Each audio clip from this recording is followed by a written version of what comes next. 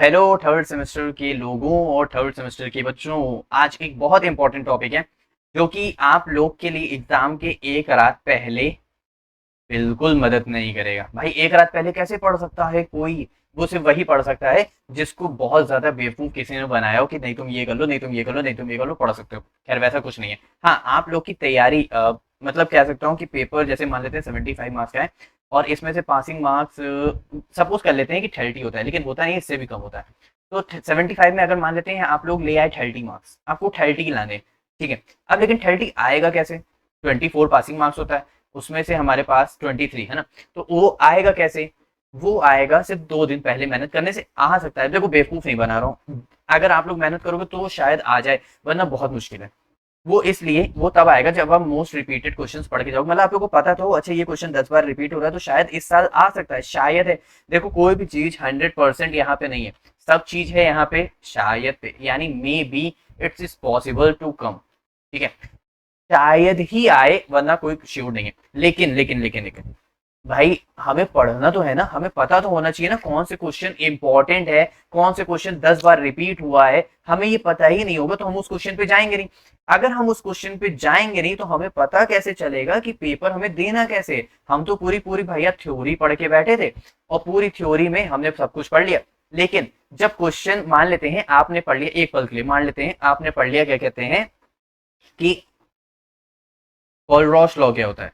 ठीक है, जैसे मैंने यहाँ पे लिखा भी हुआ है, ठीक है, कॉलरॉस लॉ क्या होता है। आपने पढ़ लिया स्टेट कॉलरॉस लॉ, ठीक है। अच्छा क्वेश्चन में फंस गया, ठीक है। कॉलरॉस लॉ का न्यूमेरिकल फंस गया तो तब क्या करोगे यार? कॉलरॉस लॉ की डेरिवेशन फंस गई तब क्या करोगे? कॉलरॉस लॉ में जो हमारे पास सॉलिबिलिटी प्रोडक्ट होता है, सॉलिबिलिटी प्रोडक्ट होता है, यानी हमारे पास जो के एस पी होता है, जो एस स्क्वायर होता है, वो कैसे? उसका तो कोई मतलब नहीं है। तो इसीलिए हमें कोई भी टॉपिक उठाना है तो उसका पूरा ही पढ़ना पड़ेगा। इसीलिए मैं कह रहा हूं थ्योरी पढ़ने से अच्छा है आप सिर्फ मोस्ट रिपीटेड क्वेश्चंस या फिर आप लोग क्या कहते हैं मोस्ट इंपॉर्टेंट क्वेश्चंस पढ़ो, बस आप लोग के लिए सब कुछ फिनिश्ड हो जाएगा, सब कुछ। आप लोग के मार्क्स बहुत अच्छे आएंगे। तो चलो जल्दी से स्टार्ट करते हैं अपने मोस्ट रिपीटेड क्वेश्चन के साथ। तो पहला state Kohlrausch line describe its application. देखो ये वो क्वेश्चन है जो 2021 से लेकर के 2023 तक जितने भी क्वेश्चंस रिपीट हुए मैंने सिर्फ उन क्वेश्चंस को लिया। उन रिपीट का मतलब उन टॉपिक से रिपीट हुआ है। अब कहीं पे कॉलरॉस लॉ को न्यूमेरिकल दिया था, कहीं पे कॉलरॉस लॉ दिया तो मैंने इसलिए कॉलरॉस लॉ को उठा लिया है। तो ध्यान रखना ये फिजिकल केमिस्ट्री है तो यहाँ पे न्यूमेरिकल भर के होंगे। अगर आप लोग कहोगे कि सर मुझे भी न्यूमेरिकल पढ़ा दीजिए, न्यूमेरिकल कुछ वीडियो बना दिए, कुछ इंपॉर्टेंट न्यूमेरिकल्स की, कुछ कॉन्सेप्ट की, तो मैं आप लोग के लिए डेफिनेटली बना दूंगा। लेकिन आप लोग अगर कमेंट में कहोगे तो, वरना मुझे पता ही नहीं होगा कि आपको जरूरत है। डिफाइन ऑसवर्ड डाइल्यूशन लॉ, ठीक है, ये वाला हमारे पास क्वेश्चन बहुत बार आया है। जूल थॉमसन कोफिशिएंट, ये बहुत बार पूछा गया है। क्लॉसियस कैलिब्रॉन इक्वेशन, ये बहुत बार पूछा गया है। Heat capacity, conductometric titration, reversible electrode, water buffer solutions और सॉल्युबिलिटी प्रोडक्ट, सॉल्युबिलिटी डिटरमाइन, ठीक है, ये बहुत बार पूछा गया है। अच्छा हमारे पास एक और क्वेश्चन है, वो है, अच्छा हीट कैपेसिटी मैंने लिख दिया, ठीक है, तो मैं वही लिखने जा रहा था। खैर हीट कैपेसिटी हमारे पास बहुत हुआ। अच्छा एक और, हाँ हाँ हाँ याद आ गया, हमारे पास वर्क डन से भी रिलेटेड बहुत बार हुआ है। उसमें हमारे पास जो पूछा गया है वो हमारे पास इरिवर्सिबल पूछा गया है। क्या पूछा गया है?